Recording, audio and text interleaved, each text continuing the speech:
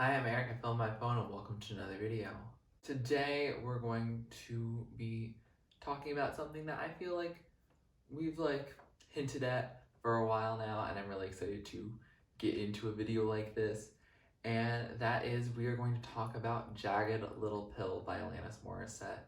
If you've been on this channel for a while, you know that I have done a lot of videos discovering Alanis' discography, and now it's basically time to go back to where it all became, popular, and that is with Jagged Little Pill that was released in 1995. However, since I've listened to this record multiple times prior to even going on my Alanis discovery journey, it just didn't make sense for me to do a reaction to it. Didn't make sense for me to do a re-listen to it, because it's like I know this album, some songs a lot better than others, but it definitely didn't feel like something that I could be like, oh my god, I didn't know that was gonna be said.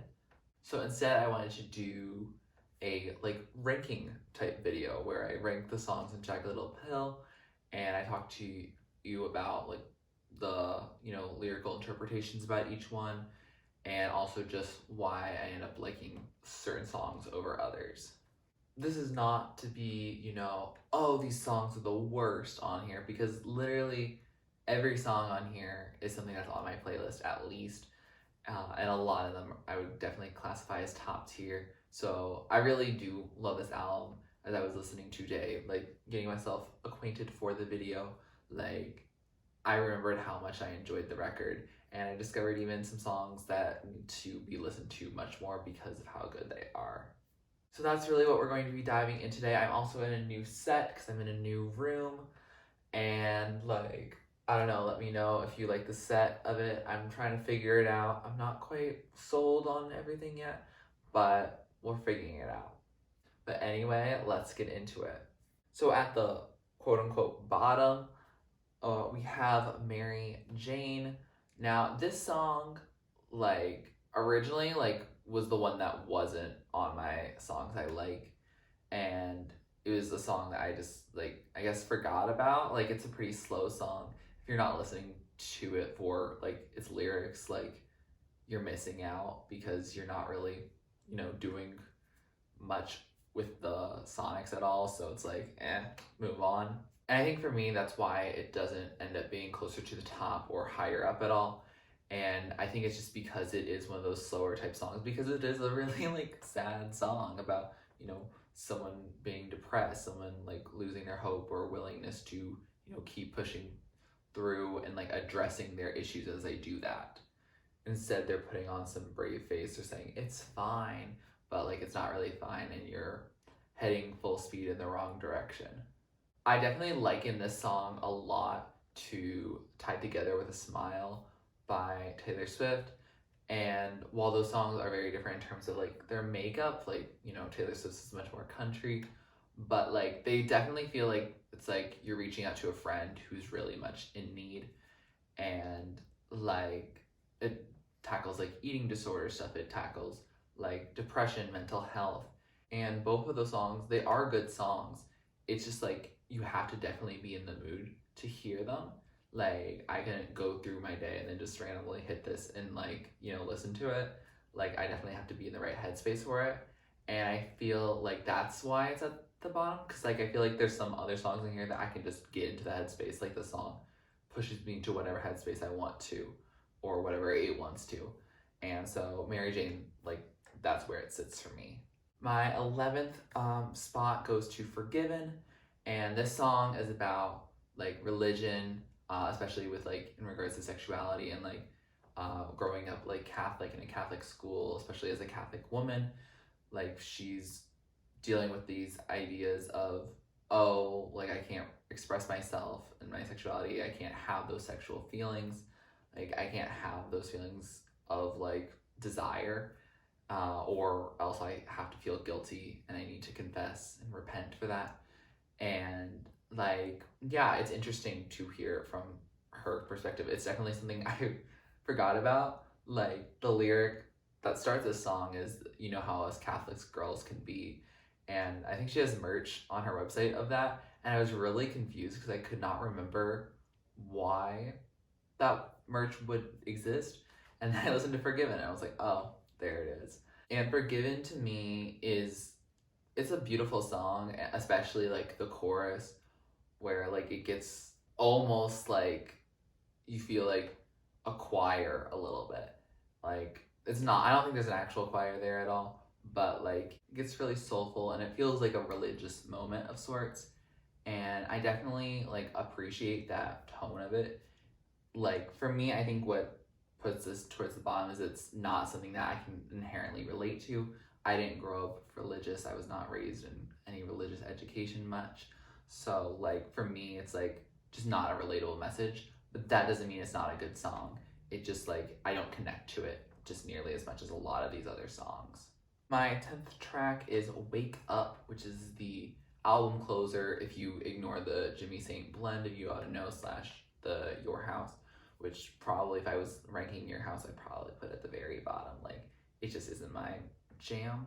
But Wake Up is a song that's basically about someone who thinks that like the good things in life will just like come to them rather than like taking action, like, or they're, you know, not acting on anything. Like they're like, oh, the world's like horrible, but you're not actively trying to make it a better place. And it reminds me of people on Twitter, you know, problematizing everything and then not trying to solve it at all, especially if they are in a capacity and have the privilege to do that. Like, so I feel like it's even a message that's relevant today. If I'm off on that, like that's the message I'm least clear on, just because there's not annotations on like song meanings or Genius online. So feel free to correct me down in the comments below. But I do like the song. Like I think it's the unclearness that I have, and then also just the overall like vibe of it. Like it's just not as distinct or as iconic as like some other songs on this list, but it is still a good song. I definitely would still listen to it again. Like every song on this list I would listen to again. Like I listened to it several times today. So like, yeah, I definitely do vibe with the song, but I think those points of confusion is where I'm at and why it gets that placement. At number 9 we have Ironic. And like, you know, obviously it's one of her most played songs this day. And I think I would like the song better if it hadn't been tainted by like my middle school English class saying, oh, well, it's not actually irony, it's like coincidences or whatever. And like, you know, while my teacher is right, like, it's still like, first of all, we all as like kids were like, who is this? Like, we're dissecting some random song. Like, that's my first impression of Alanis Morissette, is that this song is completely not about ironies, even though it's like called Ironic. And I did read when I was like looking up some lyrics today. Like I went on to Ironic real quick, and apparently she retorted that maybe that's the biggest irony of all, is that a song called Ironic isn't filled with ironies at all.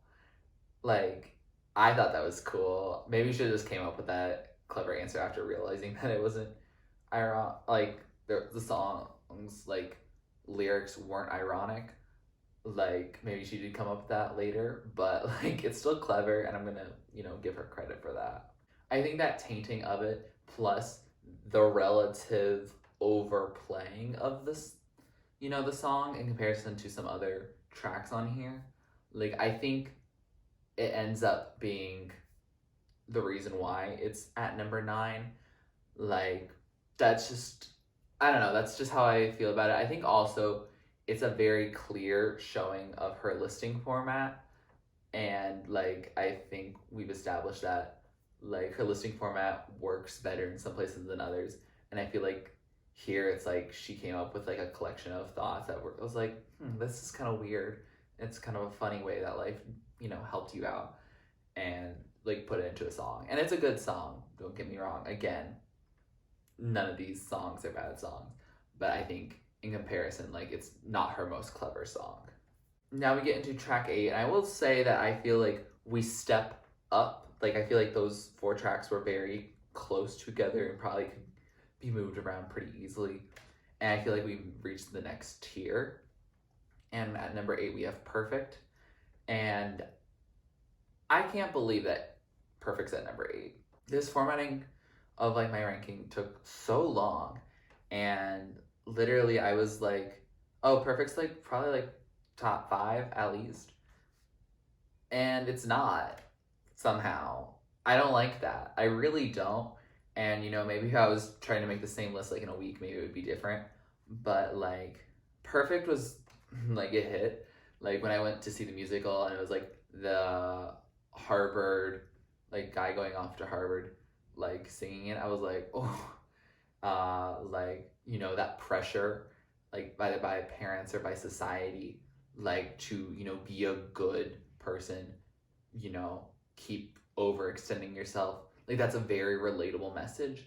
I think it ends up just being that it's a slower song, and so since it's a song that's slower and I also haven't listened to it as much, like it doesn't like stick in my head as much and make me want to like listen to it again and again. But like on like a certain day, if I'm feeling a very certain mood, like this is the first song I'm gonna play, if that makes sense. Like Perfect, perfect, like really like that, the connection of like, oh, like we'll love you just as you are, if you're perfect. And oh, that conditional love. Ugh, we hate that. But like, it's definitely a very real feeling for a lot of people. At number 7, we have Right Through You. And this song's iconic. Like, I didn't realize that when I listened to it the very first time, or even the next time. Like, I just liked, the strumming and like the power it exuded before. But like, I really like it now. Like, because it's about her and her dealing with like her old record label. Like, I live for music about the music industry. I think it's so interesting. Like, whether you're talking a lot about Extraordinary Machine by Fiona Apple, like that whole album, like that's definitely a very clear example of that. Or even a more recent example of like Taylor Swift talking about like people owning her masters instead of her on like Folklore or Evermore. Like, it's so interesting to me to hear that. And so, yeah, I'm really like glad that we hear like a more early take about her in the, record industry. Apparently, I heard that Win on Havoc and Bright Lights is also about the music industry, but, a more positive thing, a more positive relationship. But like Right Through You, like it hits, especially considering that I think her old record label was like run by the guy that she was intimate with. That might be also the You Oughta Know guy, or the person who's the hands clean guy. I don't know if those are the same guy. Both of them suck. That's all. Yeah. So Right Through You. Anyway, like I really like the song. It's definitely a song I need to listen to more because it is a more recent discovery. By recent, I mean within the past like 24 hours have I like actually like comprehended, oh, I should listen to this song more. And yeah, so Right Through You and Perfect feel very much at that level of, oh, I do like these songs and they might, move up with more listening. Track number 6 is Head Over Feet.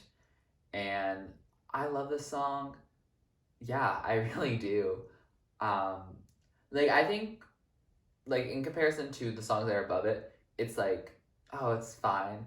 But like it hit different today. Like I was thinking about, a certain someone, and like yeah, it puts a smile on your face. It like if you have that, romantic interest, the feeling of being head over feet. And it's such a quirky song because it's like, finding love like in a way that only Alanis is going to share, like not some, oh, we met in like a club and we danced the night away kind of vibe. It's like, no, like, thank you for your patience, you're the best listener, you're my best friend with benefits. Like, the very clearly Alanis wording and storytelling, and I think it really like showcases, you know, her ability to morph like, you know, a more common theme of love with like her, yeah, you know, like signature storytelling and vibe. We're now moving into top 5, and with that we get into You Learn. You Learn is probably the first song that I recognized was Alanis Morissette, like, ever, because it was on the radio more, even more than ironic, like, and I like would listen to it with my parents. My parents like to make jokes, and so my mom one time like saying, I recommend walking around naked in your living room, just like casually, and I was like, what? And I was like, that's so like wild, like they're saying that on like the radio, because, you know, I'm like a single digit number, and I don't understand that, like, oh, like, it's, you know, totally fine to, you know, be in your birthday suit in your own home. But You Learn is just, it's a feel good song. Like, it's a song you either play when you're feeling good and you just want to, like, you know, reflect on your past experiences, or when you're feeling bad and you need to, you know, to take a positive spin on it. Like, it works for really any mood. I don't think I've ever like had the song come on and I needed to skip it by any means. Like, I do really like the song, and yeah, it feels really good. It feels very like cathartic, and I would mention that there is a version that came out of Elizabeth Stanley, who plays the mom in the Jagged Little Pill musical, sing a duet with Alanis of this song, and it's incredible. I highly recommend it. Like, Alanis still's got it in her. Elizabeth has it in her as well, and it's you know, a burst of like dopamine and serotonin, and like, so is the original. The original is also really good, and I highly recommend it. Yeah, I would say like You Learn takes us into a whole like different tier, and I think the rest of these also fit into like a very like highly coveted tier. At number 4, we have All I Really Want, and this one took me most by surprise. Like, if you asked me like a day ago, what would my top 5 be? Wouldn't have put All I Really Want there. Today it's hitting like a lot, and I don't know why. Like, I'm not feeling like very angsty in any capacity, but like I didn't even like it, I think, the first time I heard it. But then, like, each time I've, like, warmed up to it more, and now it's, like, that's the one that's playing in my head right now. And it just feels good. It's a good, like, way to bring in the fresh air of the album. Like, it definitely sets the tone. It definitely, I think, when I think of what Jagged Little Pill sounds as an album, like, I think of an All I Really Want. Like, I know that there are many other sounds and songs on this album, but like All I Really Want, I feel like, is just signature, like how Alanis started in 1995. Like, that's how she sounds, and yeah, I really like it. It features iconic lines like "My sweater's on backwards and inside out," like "All I Really Want is a soulmate," or, you know, like "All I Really Want is deliverance." Like, it just goes through so many themes, and I think it ties nicely with the wake up at the end. Like, wake up's like, you know, you need to act, and All I Really Want is, you know, someone who sees the way I do and needs to get at the deeper cause of problems. And yeah, I think that really encapsulates the sound of the album and like the messaging that the album's supposed to have. I think the album is really supposed to have this like, you know, disillusionment, just experiencing life as a, you know, a young 20 something, and also just, you know, like, you know, trying to make the world a better place. Like, the 90s is very much an era where people are trying to make things better, and like it rings true, like especially as a college student today. Like I'm pretty much at the age that Alanis was when she released this album, and so a lot of her thoughts are very similar to like my thoughts at the time. Obviously we had different upbringings, but like, you know, that age of like feeling these emotions, like it really rings true, and it makes me feel very connected to her. I also think the song sounds like Lens off of Havoc and Bright Lights. And when I remember in that reaction, like I talked about how I was like, oh, Lens really takes me back to the Jagged Little Pill era, and it was like this song. And I think that really shows that this song, even if it's not your favorite on the album, it is very much a signature part of the album. We're moving into top three. So number 3 is Hand in My Pocket. Oh, this is also a really good, like, feel good song. If this song comes on, like, you're just vibing. And I love, this is where the listing format works a lot better than I think Ironic does. Ironic, you know, is still a good song. But Hand in My Pocket really showcases that listing format. The I'm tired, but I'm working, or the I'm short, but I'm healthy. Like, you know all of them. And, like, it's a good, like, way of, like, thinking. Like, obviously, like, they aren't inherently contradictory, and I don't think a lot of people were arguing that they were necessarily, but like, you know, it is a nice feel good song to, you know, be like, oh yeah, I'm broke but I'm kind, you know, or, you know, like all that, like, good emotion. Like, it's just a good feel good type song.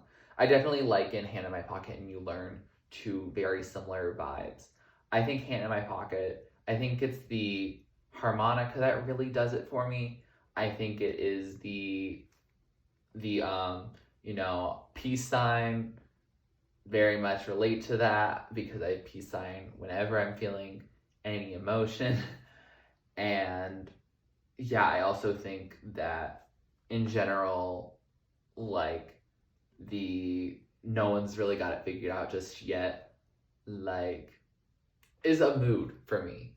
Like, I feel like I still have experiences that I need to learn from, experiences that I haven't had yet that I will learn from.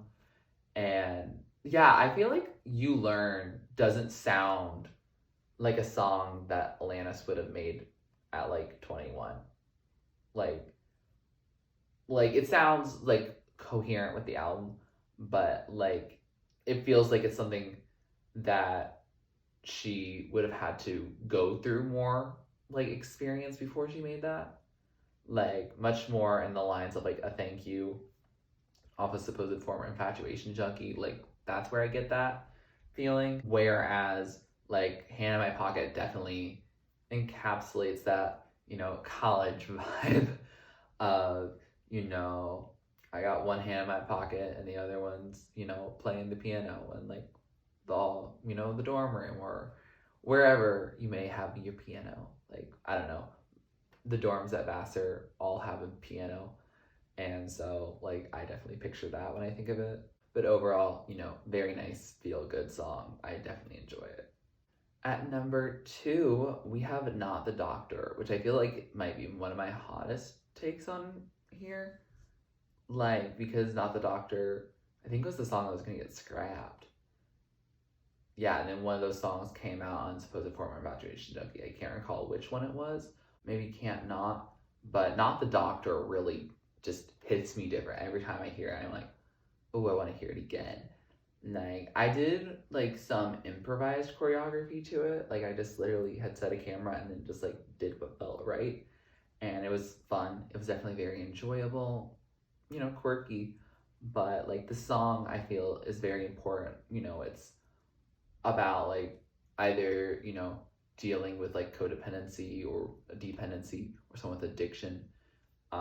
Like, it seems like she's speaking to someone who very much relies on her to like feel whole, and she's like, I'm not an extension of you. Like, I believe that 1 and 1 make 2. Like, that's very important to her to feel like they are separate people, that, you know, they can come together and form a nice relationship, but it can't be, oh, I need you in order to feel like I'm a one person. And I think that's a good philosophy to have. It's very important to, know your own worth and to consider, your own emotions and how they affect others, and to make sure that you aren't being a burden. And most of the time, you're probably not. But it's the people who don't know that they're being a burden that are being a burden, not the people who think they are a burden. So, like, yeah, I don't know. It just is a nice breath of fresh air that she's lending us. And, like, it's definitely, a vibe that I feel like you need me, I don't need you, like, I need, like, space. And it's definitely a vibe. I don't know. It's a song that I definitely fell in love with over time. Like, each time I heard it, it feels like it's an earlier form of, like, All I Really Want for Me. Like, All I Really Want has, like, today and in the past, like, couple days really, like, taken off for me. But, like, Not the Doctor had done that prior. Like, a year ago, prior to seeing Jagged Little Pill. And then I saw the musical, and it doesn't have a large part in it. Like, it made me a little disappointed because, like, I don't know, that song meant a lot to me. I was like, it doesn't get the stage presence it deserves. So many words are changed in it to make it make sense. And so, like, it doesn't really add much to the overall plot. So that was a little disappointing for me because it is a song that I really love on this album. And I thought almost about putting it at number 1, but I realized, like, I really couldn't do the other one justice. So, like, Not the Doctor has really earned its second spot, like, in my heart. And then finally at number 1, I'm sure you probably already know it by now. You oughta know what it is by now. And that's You Oughta Know. That's a good song. That's a good song. If Taylor Swift is gonna perform that song with you, it's a good song. And, like, if, like, you can think of someone in your life, if every person can think of someone in their life who they want to sing You Oughta Know to, it's a good song. And if the performance of it in a musical, like, based on this album, gets a standing ovation that lasts, like, a whole minute at least, that's a good song. So there's not really a contest here. Like, I feel like there was a time in which I was listening to Not the Doctor more often than You Oughta Know, but, like, You Oughta Know, it's a guilty pleasure type of song. Like, I'm perfectly content with my life right now, but, like, I was, like, jumping up and down, probably bothering the people below me. Like, I was, like, shouting words. I literally screamed the words while someone played piano, like, chords for it. Like, I've screamed it while scootering. I've screamed it in my house all alone. Like, it's a good song to do that to. And you don't even have to feel bad. Like, it's just a good song, and it, takes you back, and it allows you to, take the trauma that you may have endured, or just take, a bad feeling that you had at one point, and just channel that for, like, a few minutes, and then it's gone, and you can move on with your life. Like, it's nice to have that ability. Like, she really did something there, and I think it's really inspired, like, the next generation of, female confessional songwriters. Like, it screams like an Avril Lavigne, or, even Taylor Swift, who's really hadn't done much in the way of, like, angry, like, and on the same level as that, like, Are You Thinking of Me When You, her, like, I don't think Taylor Swift has really done that much, but, like, I think that song in particular allows her to be so relevant and influential today. Like, obviously, like, An Ironic is a song that's played a lot. You Learn is played a lot. I had never heard You Oughta Know on the radio actually before. I have heard Hand in My Pocket, You Learn, Head Over Feet, and Ironic on the radio before. So, like, I think You Oughta Know just because of its expletives and just, like, angry message. And I feel like that could cause some car accidents, honestly. So maybe it's best that it's not on the radio. because I feel like we would just all get distracted and like jam and then go 120 miles per hour, and that would not be a good idea. So yeah, maybe it's for the best, but it is a song that revs you up.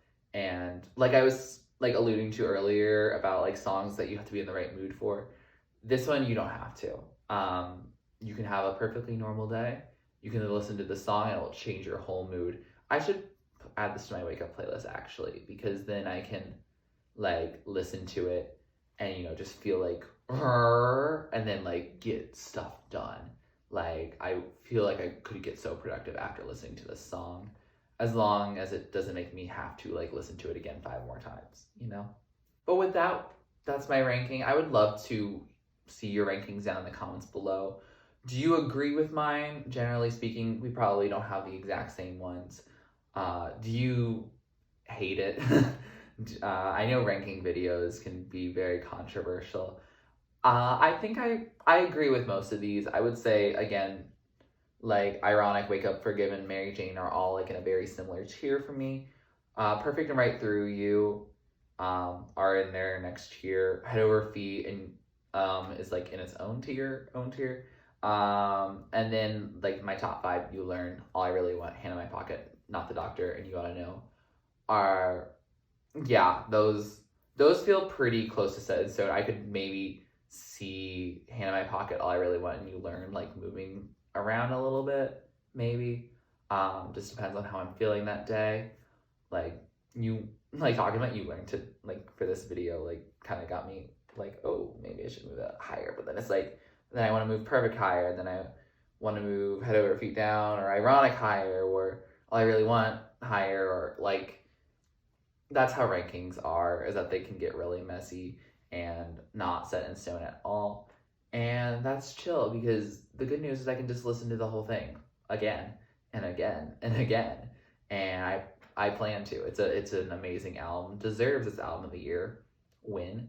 And I'm glad that also the musical now has gotten like its own Grammy win. That's incredible.